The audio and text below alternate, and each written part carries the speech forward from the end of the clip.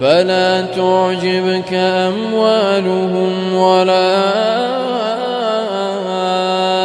أولادهم إنما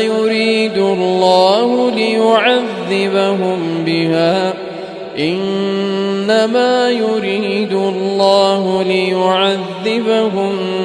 بها في الحياة الدنيا وتزهق أنفسهم وهم كافرون ويحلفون بالله إنهم لمنكم وما هم منكم ولكنهم قوم